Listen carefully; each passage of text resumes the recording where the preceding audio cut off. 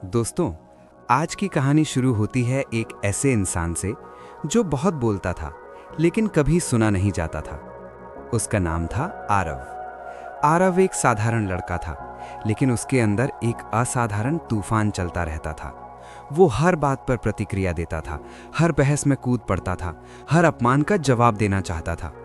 उसे लगता था अगर मैं चुप रहा तो लोग मुझे कमजोर समझेंगे, लेकिन उसे नहीं पता था कि चुप्पी कमजोरी नहीं, सबसे बड़ी ताकत होती है।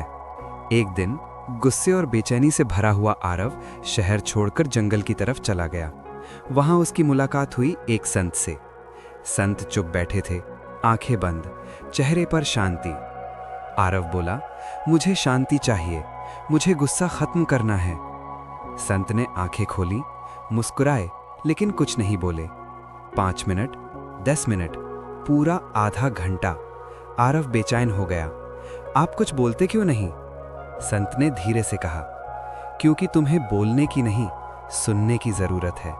संत ने एक पत्थर उठाया और आरव के हाथ में रख दिया। इसे पकड़े रहो। कुछ देर बाद हाथ भारी होने लगा। संत बोले, अगर तुम इसे 1 मिनट पकड़ो तो कुछ नहीं होगा, 1 घंटा पकड़ो तो दर्द होगा, पूरे दिन पकड़ो तो हाथ सुन्न हो जाएगा। इसी तरह तुम हर शब्द, हर अपमान, हर ताने को पकड़े रहते हो और फिर कहते हो मैं दुखी क्यों हूं? आरव की आंखें भर आईं। उसी जंगल में एक लड़की थी, नाम था सिया। वो हर दिन संत के पास बैठती, लेकिन कभी कुछ नहीं बोलती। आरव ने पूछा, तुम क्यों आती हो यहाँ? सिया मुस्कुराई, क्योंकि यहाँ मुझे जवाब नहीं, शांति मिलती है। जब मैं चुप रहती हूँ तब मैं खुद को सुन पाती हूँ। कुछ दिन बाद गांव के लोग आए। उन्होंने आरव का मजाक उड़ाया, देखो शहर वाला बाबा बन गया। पहले वाला आरव होता तो गुस्से से फट पड़ता, लेकिन इस बार वो चुप रहा, सिर्फ मुस्कुराया। और उस दिन उसे समझ आया, चुप रहना हारना नहीं होता, बल्कि खुद को जीतना होता है। एक रात आरव रो रहा था। उसे अपने पिता की याद आ रही थी, जिनसे वो हमेशा लड़ता था।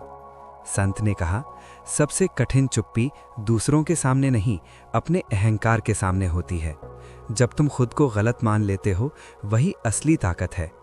अगले दिन आरव ने पिता को फोन किया। कुछ सेकंड चुप रहा और बस इतना कहा, पापा मैं गलत था।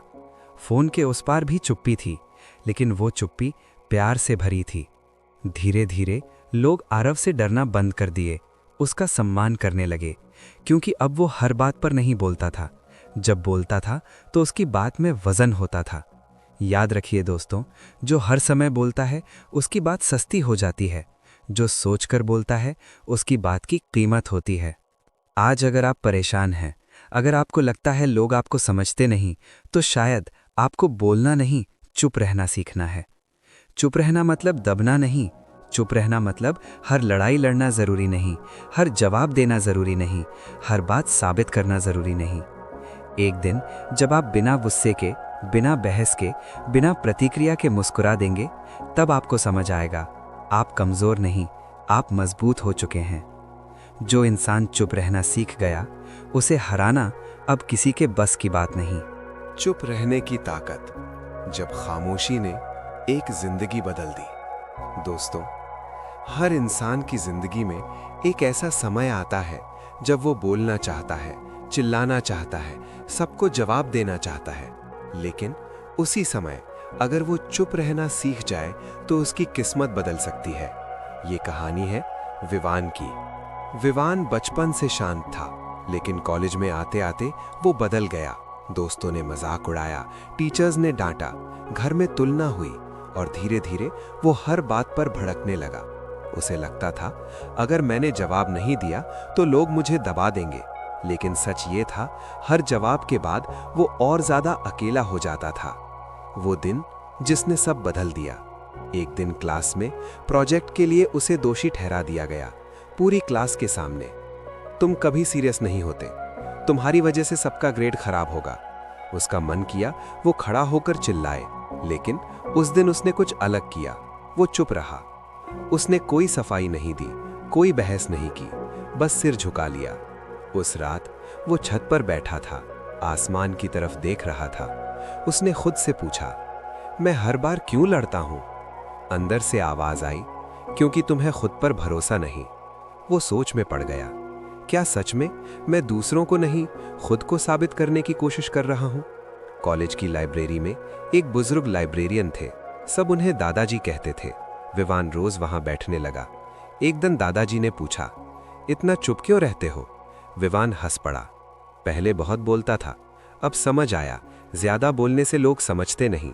दादाजी मुस्कुराए और बोले, बेटा, शेर जंगल में हर वक्त दहाड़ता नहीं, लेकिन जब दहाड़ता है तो पूरा जंगल सुनता है। कुछ हफ्तों बाद वही क्लास, वही लोग। फिर से उसे उकसाया गया, कुछ बोलो भी या डर गए? इस बार उसने धीरे से कहा, मैं अपना काम कर रहा हूं, आप भी कीजिए। और फिर वो वापस बैठ गया। पूरी क्लास शांत हो गई, क्योंकि पहली बार उसके शब्दों में शोर नहीं, वजन था। सेमेस्टर खत्म हुआ, प्रोजेक्ट रिजल्ट आया। सबसे ज्यादा नंबर विवान के थे। उसे मंच पर बुलाया गया। सब ताली बजा रहे थे।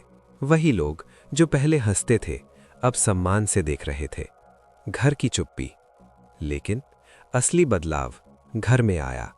एक दिन पिता ने फिर तुलना की। पहले जैसा विवान होता तो बहस करता, लेकिन इस बार वो चुप रहा और सिर्फ इतना बोला, मैं कोशिश कर रहा हूं। उसकी आवाज में सच्चाई थी। पिता पहली बार खामोश हो गए और बोले, मुझे तुम पर गर्व है। दोस्तों, चुप रहना हार मानना नहीं है। चुप रहना तैयारी करना है। चुप रहना अपने अंदर की ताकत जमा करना है।